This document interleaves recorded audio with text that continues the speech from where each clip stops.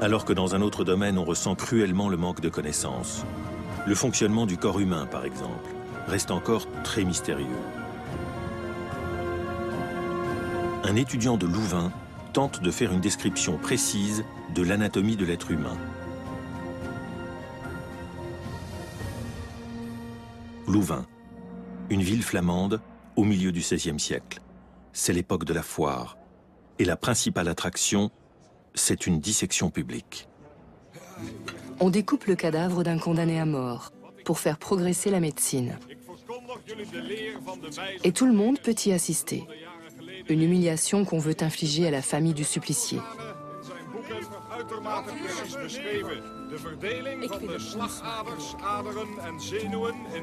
André Vézal, un étudiant en médecine, est venu lui aussi.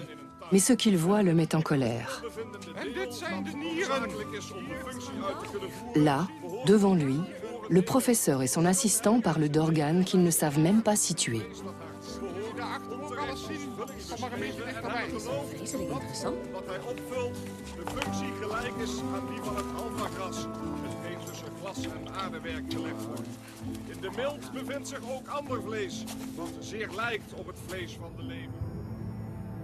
À l'époque, en Europe, on sait peu de choses du corps humain. Dans les universités, on continue à se référer à ce que croyait le médecin de la Rome antique, Galien. Son enseignement remonte à plus de 1300 ans. Mais l'étudiant en médecine Vézal doit s'y tenir.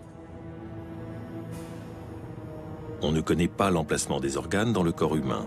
Seule la dissection des animaux est autorisée. On suppose donc que la disposition est identique dans le corps humain. Les ouvrages de Galien continuent à faire autorité. Lui-même se réfère aux savants de la Grèce antique. Des épidémies comme celle de la peste dépeuplaient régulièrement des villes et de vastes territoires, sans que personne ne trouve d'explication plausible à ces catastrophes. Au XVIe siècle, les malformations, les mauvaises récoltes, la mort, les épidémies ou les maladies sont considérées comme une punition divine, ou comme l'œuvre du diable, comme la manifestation du mal dans le corps humain. Des millions de gens meurent sans que les médecins ne puissent en expliquer les causes.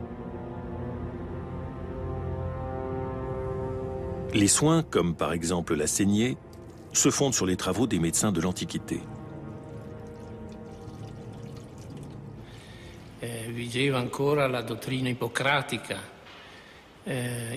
L'enseignement d'Hippocrate était toujours une référence à l'époque. Il partait du principe que la santé dépendait essentiellement des 4 humeurs du corps, le sang, la lymphe, la bile jaune et la bile noire, et que la maladie est provoquée par un déséquilibre entre ces fluides corporels.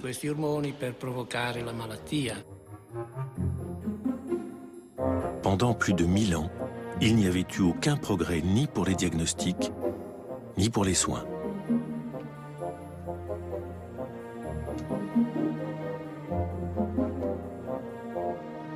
Bien souvent, le diagnostic n'est basé que sur un examen approfondi des urines.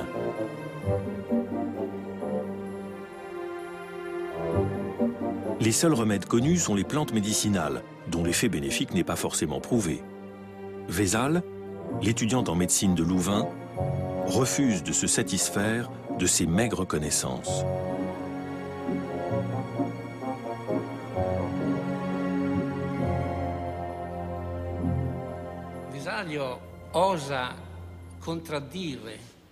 Vézal est le premier à oser réfuter les enseignements de l'Antiquité, en particulier les théories de Galien. Il défend une anatomie complètement différente, basée sur l'observation directe de cadavres humains et non déduite de celle des animaux.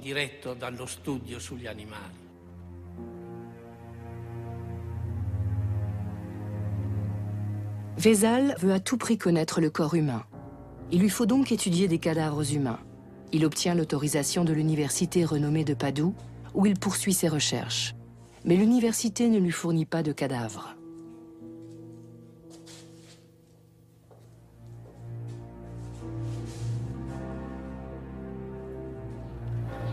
En effet, selon les instructions du pape, il est toujours interdit d'étudier les cadavres humains. Mais sur les lieux d'exécution, on trouve les corps des suppliciés qu'il est défendu d'inhumer en terre consacrée. Il est interdit aussi de les emporter. Qui se préoccupe de ces morts?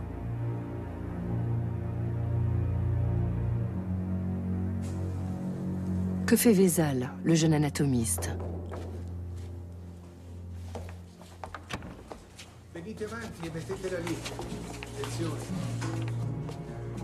Il fait affaire avec des individus peu recommandables.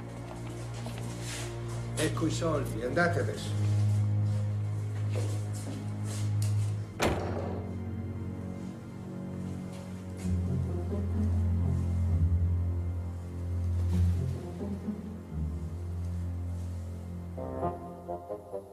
Les préparations conservées au Josephinum de Vienne montrent comment Vézal a étudié ces cadavres. Une couche après l'autre, une incision après l'autre, le corps humain révèle la manière dont il fonctionne.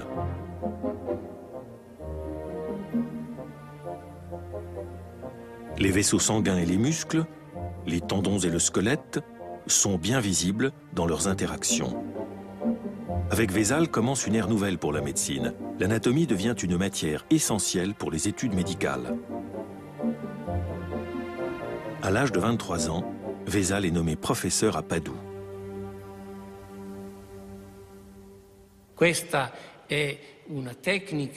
Cette technique innovante va le rendre célèbre. Il est invité dans plusieurs universités proches de Padoue pour faire des dissections anatomiques et dispenser son enseignement.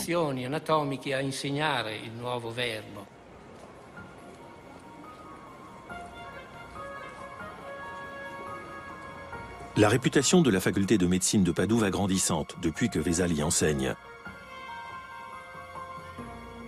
Des étudiants venus de toute l'Europe se pressent pour assister à ces cours d'anatomie. La salle où ils avaient lieu a été conservée jusqu'à nos jours.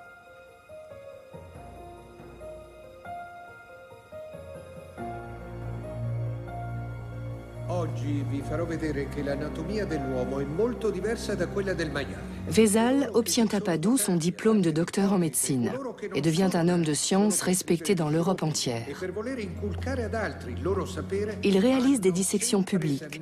Ses démonstrations d'anatomie sont dans la ville un événement très couru.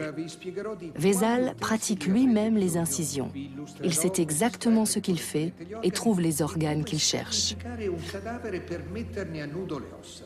Poi vi descriverò come fare per farle bollire. C'est ici, dans l'amphithéâtre d'anatomie, que les étudiants et les curieux peuvent assister en 1537 aux dissections du célèbre anatomiste flamand.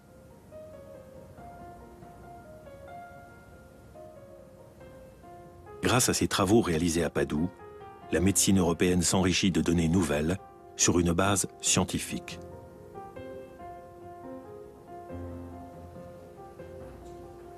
En 1543, la même année que Copernic, Vézal publie à Bâle une œuvre magistrale, La construction du corps humain, De Humani Corporis Fabrica.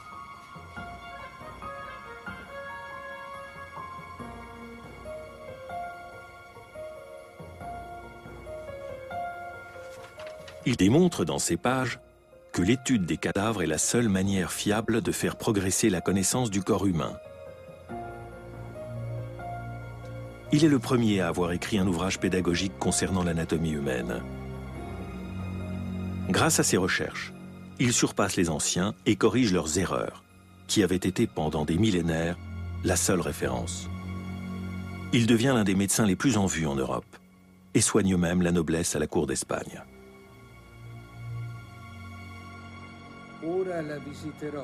Vézal a bien plus d'expérience que la plupart de ses collègues. Souvent, il sait d'avance qu'il n'y a plus d'espoir. Les familles trouvent suspect que Vézal en sache plus que ce qu'elles voient.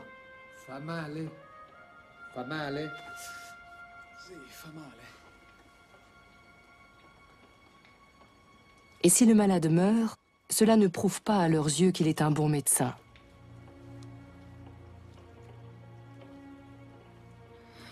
Au contraire, elles trouvent tout cela bien étrange. Afin de confirmer son diagnostic, Vézal devrait pouvoir faire immédiatement l'autopsie du défunt. Mais ni les familles ni l'Église ne l'y autorisent. Tous veulent avoir pour la résurrection, au jour du jugement dernier, un corps intact.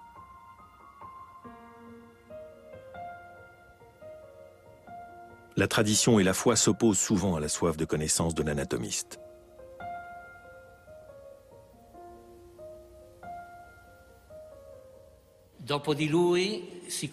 C'est grâce à lui qu'on connaît la structure des organes et les pathologies.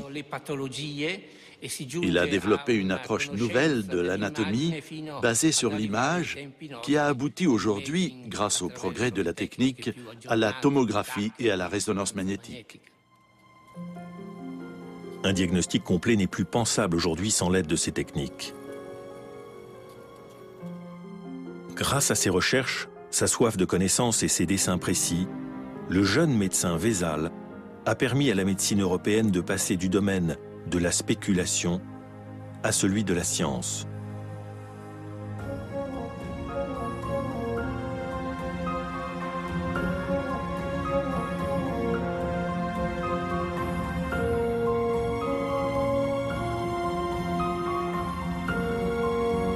Jan Hus, Nicolas Copernic et André Vézal ont tous trois mis en doute les connaissances traditionnelles et aucune autorité n'a pu les empêcher d'ouvrir au savoir des voies originales.